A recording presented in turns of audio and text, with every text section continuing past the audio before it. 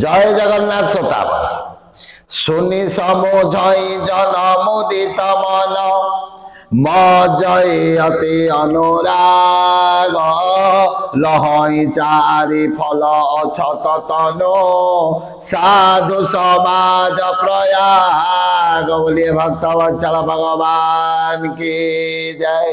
শ্রোতা বন্ধু সন্থ গোস্বামী শ্রীরামচরিত মানসরে কহিলে ଯେଉଁମାନେ ଏହି ସନ୍ଥ ସମାଜ ରୂପୀ ତୀର୍ଥରାଜରେ ସ୍ନାନ କରନ୍ତି ଅର୍ଥାତ୍ ଏହି ସନ୍ଥ ସମାଜର କଥାକୁ ଶୁଣନ୍ତି ବୁଝନ୍ତି ଏବଂ ତାକୁ କାର୍ଯ୍ୟରେ ଲଗେଇ ଦିଅନ୍ତି ସେମାନେ ହିଁ କଳିଯୁଗରେ ଚତୁର୍ବର୍ଗ ଅର୍ଥାତ୍ ଧର୍ମ ଅର୍ଥ କାମ ମୋକ୍ଷ ଚତୁର୍ବର୍ଗ ଫଳ ପ୍ରାପ୍ତି କରିଥାନ୍ତି। କିନ୍ତୁ ଆମେ କ'ଣ କରୁଛେ, ଯେତେବେଳେ କୌଣସି ସନ୍ଥ କୌଣସି ଜ୍ଞାନୀ କୌଣସି ପଣ୍ଡିତ ବିଦ୍ୱାନ ଯଦି କିଛି ଭଲ କଥା କହିଲେ ଆମେ ଶୁଣୁଛେ ବୁଝୁଛେ ଏବଂ ତାକୁ କାର୍ଯ୍ୟରେ ଲଗାଉନା। କିନ୍ତୁ ସନ୍ଥ ଗୋସ୍ୱାମୀ କହୁଛନ୍ତି ଶୁନି ସମୁଝଇ ଜନ ମୁଦିତ ମନ, ଆରେ ଶୁନି ସମୁଝଇ ଜନ ମୁଦିତ ମନ ମଜଇ ଅତି ଅନୁରାଗ ଲହଇ ଚାରି ଫଲ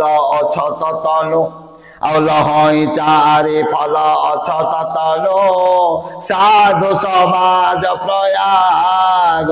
ଯଦି ଏହି ସନ୍ଥ ସମାଜ ରୂପୀ ତୀର୍ଥରେ ସ୍ନାନ କଲେ ଅର୍ଥାତ୍ ସନ୍ଥଙ୍କର କଥାକୁ ଶ୍ରବଣ କରି ଆମେ ଯଦି ତାକୁ ଜୀବନର ଚଲାପଥରେ ପ୍ରୟୋଗ କରିଦେବା, ସେହି ଭାବରେ ଜୀବନର ଚଲାପଥକୁ ଆମେ ଆଗେଇ ଆଗେଇ ନେବା, ତାହେଲେ ଧର୍ମ ଅର୍ଥ କାମ ମୋକ୍ଷ ଚତୁର୍ବର୍ଗ ଫଳ ପ୍ରାପ୍ତି ହୋଇଥାଏ। ତେଣୁ ଆସନ୍ତୁ ସବୁବେଳେ ସାଧୁ ସନ୍ଥ ପଣ୍ଡିତ ଜ୍ଞାନୀଙ୍କର କଥାକୁ ଶ୍ରବଣ କରିବା ଏବଂ ଜୀବନର ଚଲାପଥରେ ତାକୁ ପ୍ରୟୋଗ କରିବା, ତାକୁ ଅନୁସରଣ କରି ଆମର ଜୀବନର ଚଲାପଥଟାକୁ ଆଗେଇ ଆଗେଇ ନେଲେ ଜୀବନରେ ଆସୁଥିବା ସମସ୍ତ ପ୍ରକାର ଝଡ଼ ଝଞ୍ଜା ଆପେ ଆପେ ଦୂରୀଭୂତ ହୋଇଯିବ ଏବଂ ଧର୍ମ ଅର୍ଥ କାମ ମୋକ୍ଷ ଚତୁର୍ବର୍ଗ ଫଳ ପ୍ରାପ୍ତି ହେବ।